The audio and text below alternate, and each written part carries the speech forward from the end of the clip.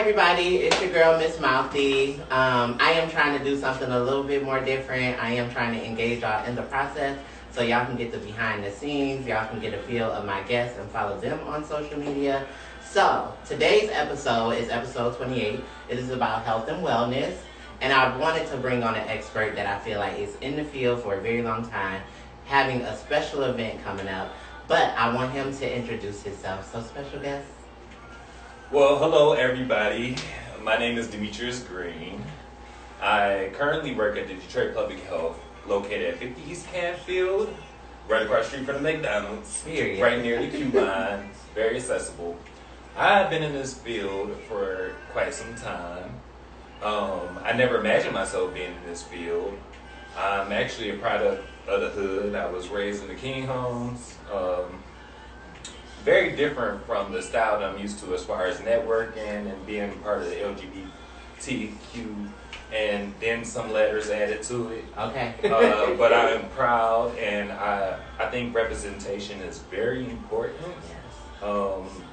Me coming from that type of setting, I think it's important that somebody sees someone like me. I'm pretty scruffy today. I'm Still fine. Okay, period. And it's funny how I got into this field. I remember in 2016. Can we pop the music so we don't get copyrighted? Oh yeah, I got you. Okay, I got you. Okay, we ain't got no money just yet. Okay, yeah, okay. The rights to these songs, we don't own them. We don't own them. We don't claim it. Okay, but so the way that I got into this field, I was at a card game, and my friend's David Brett. He's also an advocate and an artist. Hey, Dad. Local artist. Hey, Davey. He introduced me to one of his friends, Ari Hampton, and he became my soul twin. So, long story short, he had a conversation, and he was like, wow, you are really different, but you're very approachable.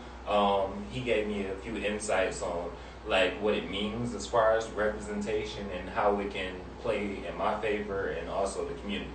So, that's where it all began. And I started out with What's Up. That's the Wayne State University's prevention team. And I had an awesome leader by the name of Monique Green Jones.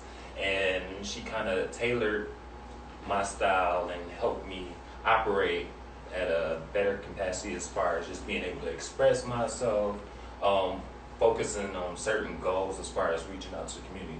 So really, it took like a bunch of people to kind of like rev me up and actually get me out in the field to like produce quality and educate others in a comfortable manner. So let's see. So I've been with the Detroit Public Health for about 2 years now. Okay. And I'm the prep coordinator. Again, I'm dealing with prevention. So at first I was doing HIV prevention, doing the finger pricks. Anybody that knows about rapid HIV testing, who wouldn't want the results right away? The importance of knowing your status and having it readily available, and the special thing about What's Up is it's really tailored to the youth. So I feel like, in this community we have so many different avenues when it comes to just serving our community, but to have everybody in the same car, like I think Dave Chappelle said, to have all the LGBTQ in the same, like sometimes, that's overwhelming. So to know that we have something that's tailored to the youth was beautiful, and I was more than willing to advocate for. So being a prep coordinator here at Detroit Public Health, I've made alliances with the same places. So, it was an old tale that was told to me by my grandma, always be respectful in any setting and be careful how you interact with people, because things in life just come around full circle. Yeah. So, me moving over to the Detroit Public Health, it was never over with What's Up. If anything, I was able to create more of an alliance, and I'm proud to be a part of that as well. Yeah. So I definitely you hit on a lot of different things that we're going to get into. First, we're going to toast to not only Pride, but Juneteenth. Yes. Because I think it's important for us to always pour libations, but also celebrate ourselves. People don't give us enough credit when it comes to blackness, and I think even queerness for that matter. So one thing you said, you talked about a soul twin. And I'm interested to know what that is, and maybe my guests out there want to know, what is a soul twin? So, soul twin are people that kind of complete you in certain aspects in life. Um, my first soul twin, Amira Garrison, she's an upcoming actress. You will see her on Netflix in December, so look out. We have people all over making power moves. But she's definitely my soul twin in respects of like the things that I lack thereof.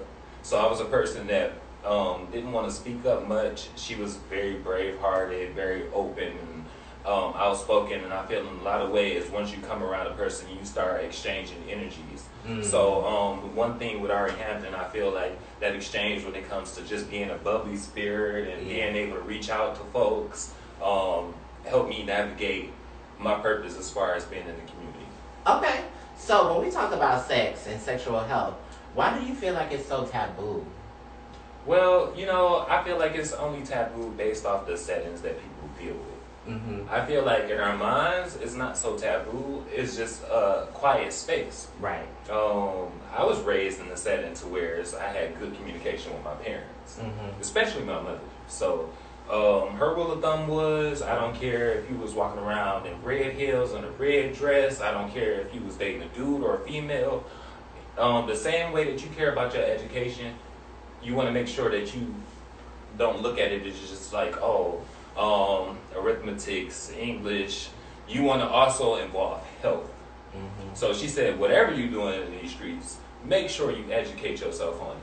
So I don't know how many people actually get to experience that, but I carry that with me and I'm willing to share. And I've met so many partners in this community that's willing, and they are very willing to take the time out and educate. It's all about the resources and being able to make it. So I think just being visible eliminates those taboo feelings around those stipulations. Yeah. So I'll tell y'all a little personal story. Like, I think often as a trans woman, I wanted to be loved. I wanted to search for it in a certain type of way. But you get these dudes with stigma that, like, they want to love you behind closed doors. And one thing that I found myself as being an adult, we may all engage in sex. If you're a person who currently don't engage in sex, I would say wait until the time is right. But for me, I was feeling freaky and I wanted to be loved. So I had to take control of not only my body, but my health. And so then I had to find out, like, oh, okay, he don't want to use a condom. Oh, okay, I found out he married. Then I found about a thing called PrEP. And so in that journey of finding out about PrEP, that was my way of making a decision for myself to take control of my sexual health, which that's how Demetrius was able to guide me through that journey. So could you tell people what PrEP is and how it works? So, PrEP is a pre-exposure prophylaxis. It's here to prevent HIV, no other STDs included. So it's always recommended that you still wear a condom. It's 99.9. I don't want to give you the rest of the percentage because I don't want to sit up there and give you the wrong numbers. Okay. But this pill is supposed to prevent you from contracting HIV. When I read up on it some years back, originally it was designed for surrogate couples, one who was positive, one who was negative, so they can have a happy life. There's rumors about it being a whole pill. No, I scratched that out when it comes to my clients. You have one choice, one person, one pill. I like that. So that's PrEP for you. Okay. And so one thing that I know y'all probably having that stipulation, it was like this whole debate about bone density and things like that. Not only did I talk to my provider, but they also upgraded PrEP, right? So I'm currently on the version of Descovy, and for ladies that may be worried about how does that interact with my hormones and things of that nature, I don't have no issues with taking my medications. It don't interfere in any type of way with my hormone levels, so it makes me feel good. And then I also learned recently about the 211 or 211. Can you explain a little bit about what 211 is? All right, so 211, you take 2 pills in advance, followed by one and then the other. So And in an instance, when you're a male and you start no prep, you want to make sure that you wait a week out before you actually start exercising condomless sex or more, as they put it, riskier sex. And with females, it would be like more of a 2-week wait. So the 2-on-1 is really just a regimen, just in case things are happening in the heat. Because, you know, prep is a choice. You have moments in your life where you feel like, hey, I'm not that sexually active. I don't need this. I tell clients, hey, whether you do or don't, I recommend that you still go and pick up those pills because they're clutch and they're going to help you out in the future. Yeah, and like now, I'm not currently like sexually active, but I got my Discovery, and like if I find that like, oh, I found a guy that I might like in the moment, I'm gonna hit y'all with the 2-1-1, like, period. Clutch. Okay. One thing I think people also have a big misconception about is when we do talk about people living with HIV, is that like the surprising thing a lot of people don't know about U equal U. So could you tell people a little bit about U equal U? Of course. So U equals U, untransmittable. You just can't. You just can't transmit it. Your viral load is so low, you know, you can't pass it on to anyone else. And the thing is, if you're in that situation, you're taking care of yourself, you're going to see your providers and you're making sure that your health is good, you will know your viral load. So you will know your situation is totally different. A lot of people use AIDS still to this day as a diagnosis. And we're totally scratching that off the board. And what makes me like go crazy is right now we're in a pandemic and we dealt with an epidemic. So like if we can end COVID-19, come on now, what's stopping us from prepping it up and taking the opportunity to end HIV? That is so important, and I think like the stigma around it. For one, during the pandemic, you made a really good point. During the pandemic, it made it harder to date, but I noticed my need to want to connect with a person went up. I noticed that my mental health felt like it was suffering more because I didn't have any exposure to other people in the outside world. I also felt like when it came to my healthcare, like accessing healthcare, say that we did meet somebody off POF or Jack or wherever, now I felt like I couldn't get to my doctor in enough time for my regimen, so that's why prep came in so handy. So yeah, I just appreciated having that option to be able to like help myself in the moment. So a lot of people don't know this, or maybe they do, that you are artists. So when, like, not just an artist, y'all, but I mean like a phenomenal creative spirit and being, okay? Thank you. I really do appreciate it. No problem. No problem. Well, I've been an artist since I was 4 years old, and it's like a family loom. You know, I'm a native of Detroit, so that's my inspiration. But also, I feel like for a lot of people, they feel like it's a downfall. I had to find a way, also living in the teen homes, living in the hood, to escape. So escapism was my go-to. Art was my go-to. If I wanted, like, to feel like I was at a beach, or if I wanted a surreal world, I can take my pen and I can create it, you know? And then now I use it as a catalyst. Like, how can I use my creativity to serve the community? Or how can I help somebody who might be going through that same type of trauma? Same. So we had events where it was tailored around, you know, art. And I don't see that too often. Well, now more so than ever, with painting with a purpose, and then you have all these sipping paints and things popping up. So I thought it was important that we kind of introduce that when it comes to like the health field. I remember one of your events, Crane in the Sky. Like, I really like Cranes in the Sky. If you was not there, you missed out. Like, it was full of like literal cranes. Like, we made paper crane. It was tie-dye stations. Like, it was dope. Like, I thought it was really good, and it was incorporated in a way that people could get tested right on site. So I thought that was extremely amazing. Yeah, in this community, we have some creative ways of reaching out. But I have somewhat of a hippie vibe, so I kind of wanted to bring y'all to my backyard, but at Palmer Park. So I don't know if that makes sense. It's like, Like, if I'm going to be comfortable in a situation, let me bring you into situations that I resonate with, and I pray that you all resonate with it. And it was amazing just seeing how people interacted and how authentic it felt in that moment. Yeah, and so for people who may be watching that don't know what Palmer Park is, that is like our LGBT historic place where our community go and have festivities, pride events, and just like hang out. Yeah.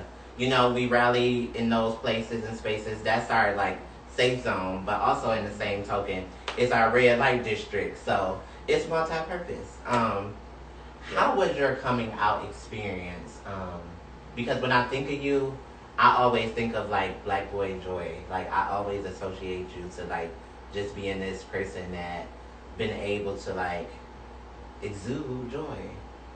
Wow. So I am a joyful person, and I'm glad you said joyful, because a lot of people are like, oh, you are such a happy person. And it's just like, happiness to me is obtaining the things that you desire and want. I don't think I'm quite where I want to be in life, but I know that I am blessed. I know that I come from a beautiful place. I know that I have beautiful people surrounding me, and I know my mission. I know where I'm going. Right. So I feel like every day I have to remind myself when I wake up, even though sometimes it's really hard, that hey, I have a purpose. I have people that love me, and that should bring me enough joy in itself. I have the ability to create. That should bring me joy in itself. I have to represent for my family. I have to represent for my little sister, my niece. They mean the world to me. So that joy is infinite. Yeah. And as far as me coming out, I feel like I done came out maybe a few times, but the most important for me was just making sure that I had that talk with my mother. And I remember it like it was yesterday. I was getting ready for prom, and I couldn't think whether I wanted to bring a girl or a guy. Did I want to be conventional, unconventional? Did I want to whatever I wanted to do.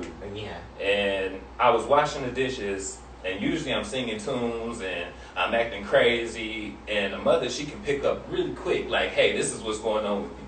So she stopped me in the middle of washing dishes, and I remember watching my tears fall in the sink, and she said, son, talk to me. And she was like, anything that's on your mind, you can tell me.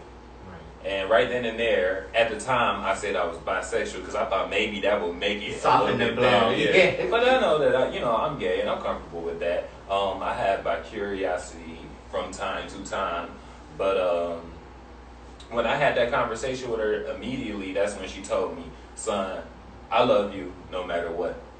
You're my only son. You're my firstborn, and nothing will break our connection." She's deceased now. But those words that she sent out to me, they carried me so far. They saved me in so many dark moments. But then also I came out to my grandmother. It was through some family member that kind of told on me. Yeah. You know, I'm not ragging out. Yeah. He kind of did the dirty work for me, so I do appreciate it. But my grandma, she was the one that kind of lit up like a firecracker, and she was just like, y'all better back up off him. Because that's mine, you know. Period. And whatever you want to do, I don't care. If you want to throw on some barrettes or whatever, and she was real thorough about it, making sure that she knew that I was loved.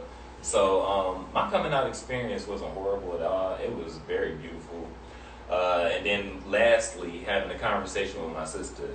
I remember I was sleeping in the basement, and I just had so much stuff on my mind, and I was in an emotional state. She came downstairs and she said, what's going on? I was just like, I just got a lot on my mind. I got to be honest with you. I got to let you know what's going on in my life. Right. I told my sister, hey, I'm gay.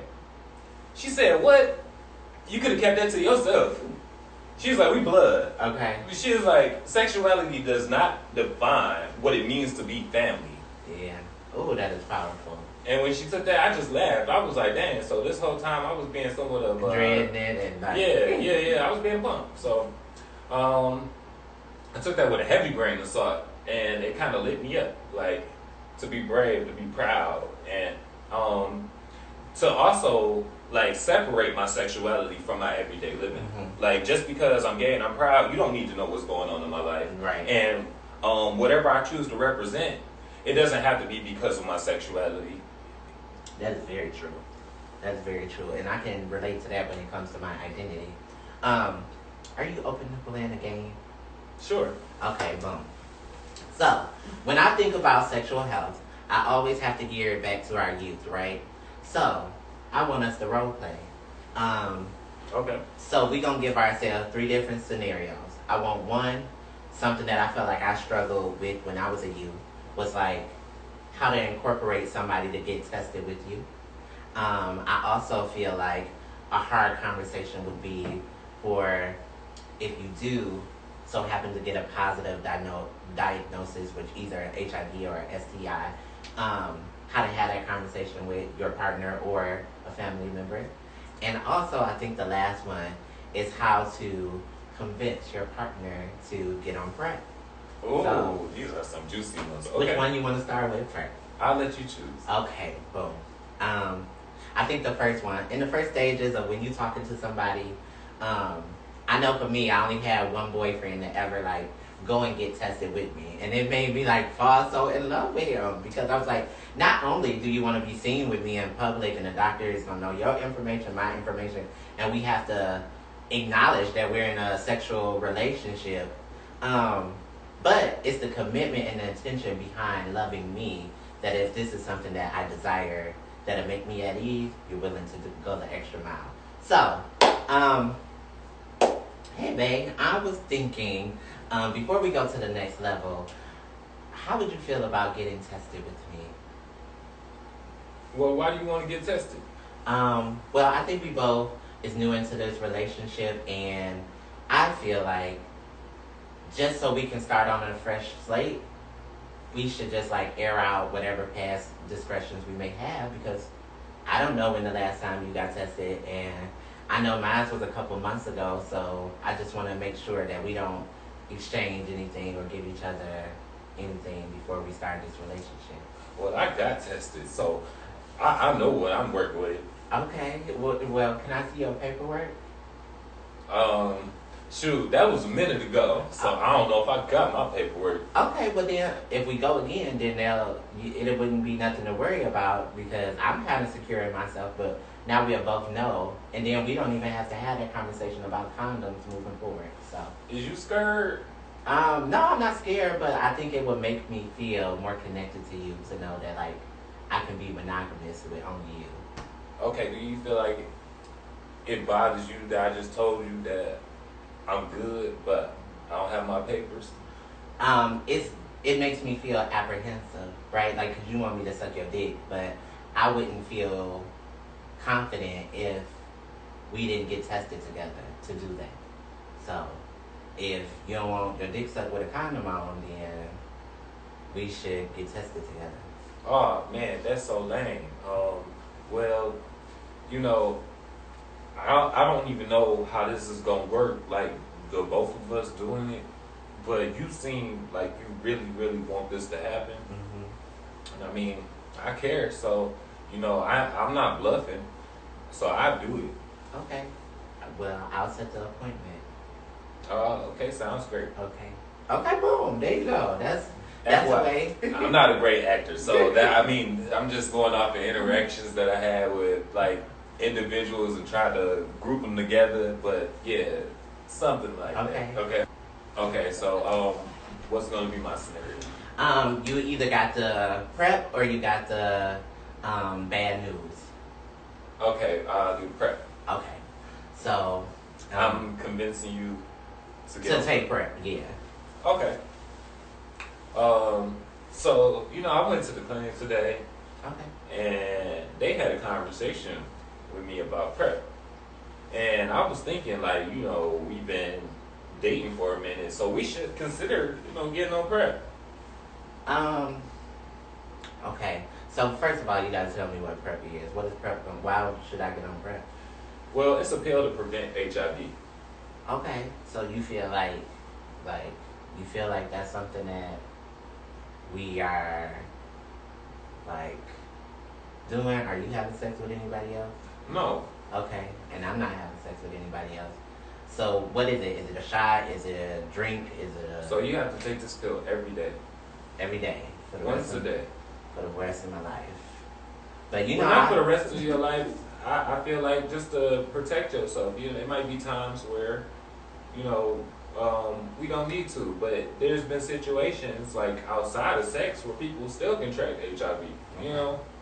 Okay, so if I'm already taking my Espradol and my Spirolactone, and now you want me to take another pill, what about my liver and kidney? Like, how many pills do you want me to take? The beautiful thing about it is we'll be going to the doctor every 90 days. Oh, so okay. Not only will it help you prevent yourself from getting HIV, but you also get to learn about your kidneys, you get to learn about your vitals on a more frequent basis. And I feel like an important key to a relationship is having those updates. So if you are taking those other pills, you already got a routine. So this would just be another portion of your routine. Okay, so if I take this pill, is that a way where we can like remove condoms from our sex life? Hey, we already made an agreement that we're monogamous, so of course. Okay, well I'll do it. I'll check it out. If I don't like the pills or I get some side effects or my hair fall out, I'm gonna have to switch the pills. But we should probably wait like a week to like maybe 2 weeks before, you know, we do have that experience without having condoms. I'm just saying. Why? Because we gotta like build up immunity or something? Correct. Okay. Well, I'll do it. Okay. Boom. And scene. That's how you get somebody to get on PrEP. Okay. I love it. All right. And so the last one, I'm gonna either get a STD or HIV, and I'm about to break it to you because you are my partner. Okay. Yeah, because I think, like, just as youth, like, that is scary reality. And I want to be very transparent with my viewers that, like, part of sex is to learn all the things that come with sex, whether it's the prevention aspect of it, the, what you say, the little scuff marks that may come in and lesson to learn. Like, if you are out here having unprotected sex and you don't necessarily know your partner's status, you may just want to protect yourself in a way that, like, it may happen to you. It's like a lottery. And sometimes you might get to draw.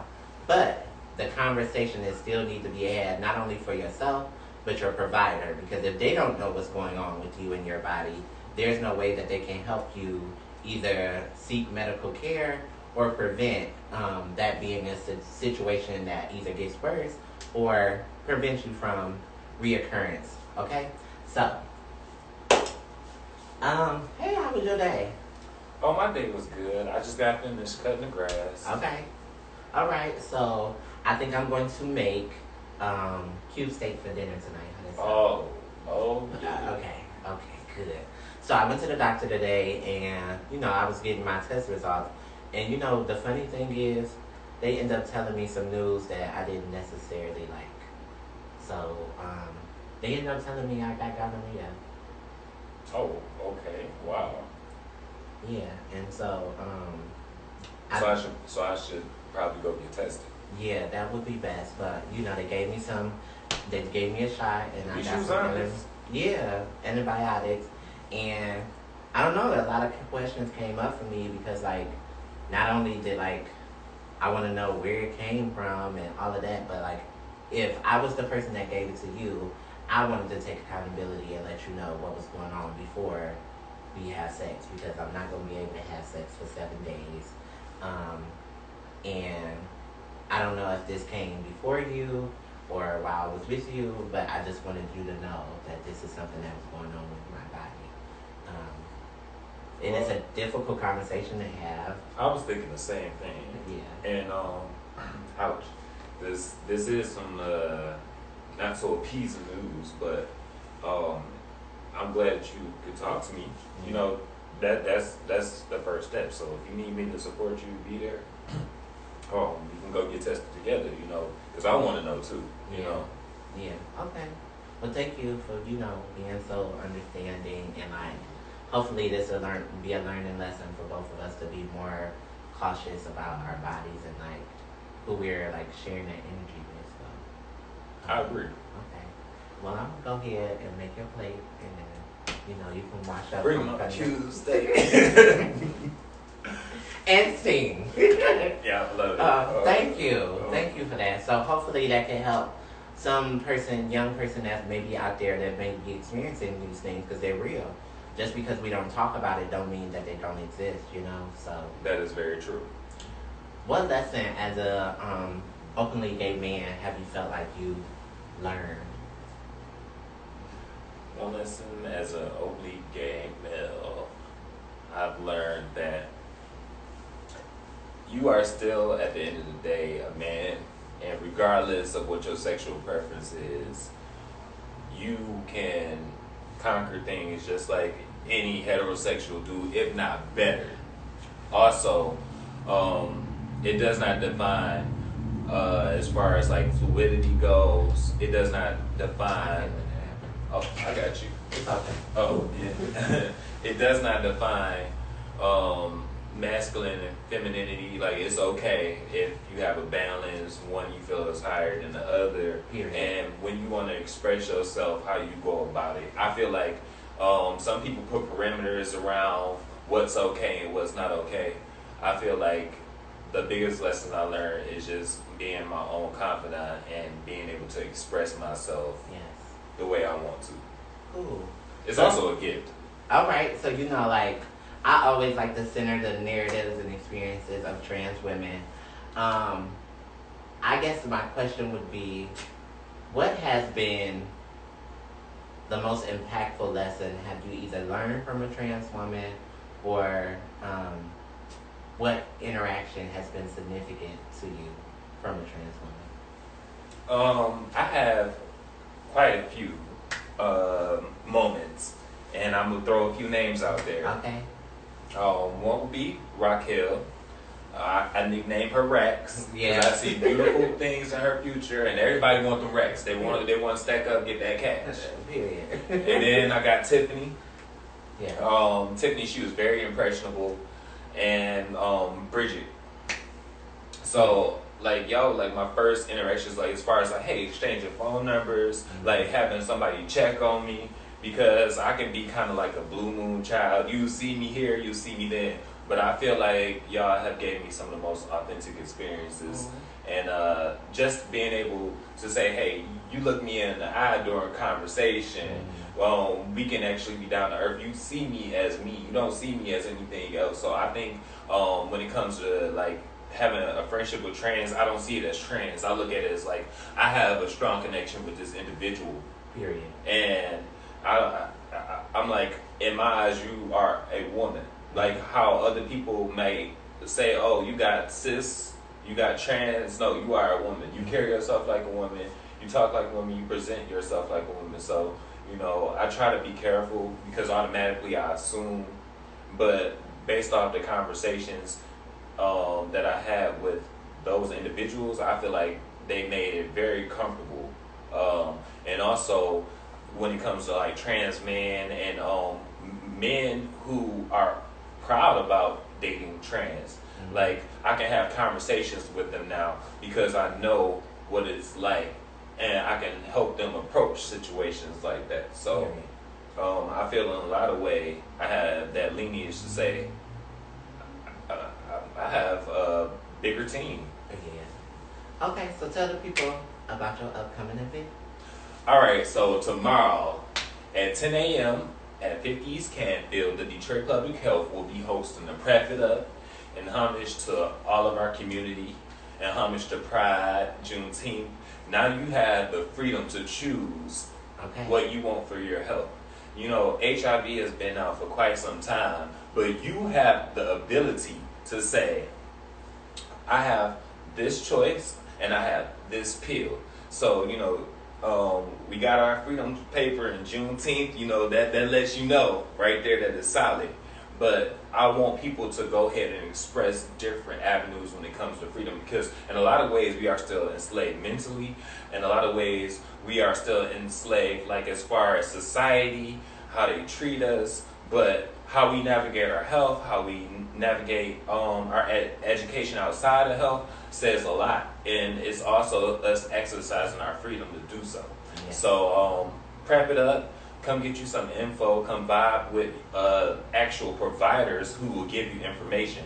I interview a few of my clients on a weekly basis just to see where their minds are at, and some of them they were able to consent to actually recording. I know people have hectic schedules, but it means the world to me when a person is taking prep outside of any other person that's in clinic and share their story. Like we have people that are working at banks, have OnlyFans page, Period. who are marriages, who are different ethnic backgrounds, who are women, who are straight men, who are comfortable with telling their story and helping educate other people about their experience when it comes to taking prep. So I feel like, with that being said, that's freedom. Yes. One person, one choice, one pill. The naysayers, the myths, all these other things don't matter. I always highly recommend that you go and seek out a provider. You go seek out somebody who's passionate in this field, because the relief that comes with it and the solid decision that you make could potentially save your life. Yes. And again, I always reiterate, in these harsh times, we are on our way to making it out of a freaking pandemic. Yes. You know, Yes. we are able to get millions of people vaccinated and end COVID-19, which has been taking people out of the game. So to be in a setting to where we still have HIV and the numbers are still rising and we have a resolution, but we have people that get spewed ignorance, who, almost everybody has a cell phone, so they have the accessibility to learn about it. But not only that, we have free resources to put out there and engage with you and share with you. So if we can end a pandemic, why not an epidemic? Yes. And so with that being said, y'all know, take care of yourself. And I mean, it's going to be a 3-part thing this episode. I wanted to get into it because as grown folks, we like to have sex. As young folks, we like to have sex. As elders, we like to have sex. So we're going to kick this off with sexual health. It's one pill, one person, okay? One choice. One choice. And so I thank Demetrius for coming and being a part of this whole conversation, of course. Mm-hmm. And so, like, with that being said, it's your girl, Miss Mouthy. Even when you don't see me, you what? You hear me. You hear? Okay, so catch me every Monday on Mouthy Mondays. It's your girl. Bye. Peace and love.